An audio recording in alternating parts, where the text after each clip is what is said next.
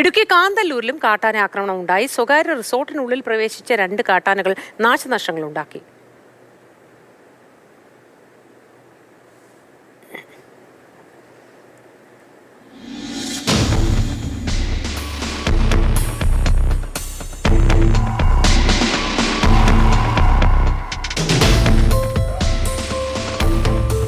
Jain S Raju വിവരങ്ങളുമായി ചേർന്നു. Jain, good morning.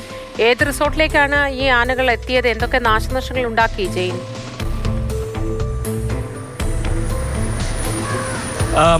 Moti, Marayur Kanthalloor പ്രവർത്തിക്കുന്ന സ്വകാര്യ റിസോർട്ടിലേക്കാണ് ഈ കാട്ടാനകൾ എത്തിയത്.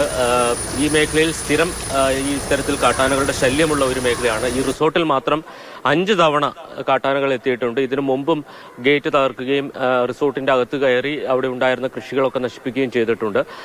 ഈ കാന്തല്ലൂർ മേഖലയിൽ കഴിഞ്ഞ കുറേ നാളുകളായി കാട്ടാന ശല്യം അതിരൂക്ഷമാണ്.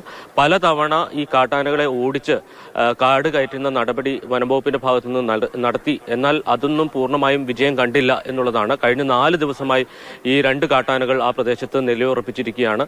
ഈ കാട്ടാനകളെ പലപ്പോഴും ഓടിച്ച് കാട്ടിലേക്ക് കയറ്റി വിടുന്നുണ്ടെങ്കിൽ പോലും അത് വീണ്ടും ഇറങ്ങി ജനവാസ മേഖലയിലേക്ക് എത്തുകയാണ് എന്നുള്ളതാണ് ഏറ്റവും വലിയ പ്രതിസന്ധി. നമുക്കറിയാം, കാന്തല്ലൂര് നമ്മുടെ ഒരു ശീതകാല പച്ചക്കറി വിളവ് ചെയ്യുന്ന ഒരു മേഖലയാണ്.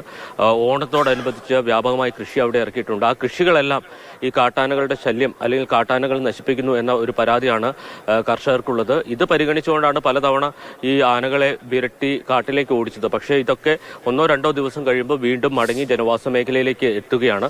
ഇനിയിപ്പോൾ വനാതിർത്തിയിൽ ഫെൻസിംഗ് സ്ഥാപിക്കുക മാത്രമാണ് ഈ പ്രശ്നത്തിനൊരു ശാശ്വത പരിഹാരം. മോത്തി, ശരി, ഒരു നാട്ടുകാരന്റെ പ്രതികരണം കൂടി നമുക്ക് കേൾക്കാം.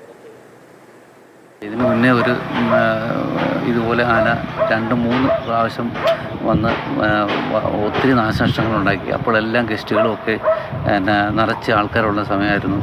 വളരെ ബുദ്ധിമുട്ടിയാണ് ആന ഇവിടുന്ന് ഓടിച്ചു വിടുകയും രാത്രി മുഴുവൻ ഉറങ്ങാതെ കുത്തിയിരിക്കുകയും ചെയ്തിട്ടുള്ളത്. പല നാശനഷ്ടങ്ങൾ വളരെയധികം വരുത്തി. പല പ്രാവശ്യം ഞങ്ങൾ കുറച്ച് 2-3 ദിവസം സമരം നടത്തി. എന്നിട്ട് യാതൊരുവിധ അതിന് അവർ പറഞ്ഞ് ആനയെ താൽക്കാലികമായി ആനയെ സ്ഥിരമായി ഓടിക്കാനുള്ള ആനയെ ഓടിക്കാൻ, അത് കഴിഞ്ഞ് ഫെൻസിങ് ഇടാം. ഇതൊന്നും നടക്കുന്നില്ല.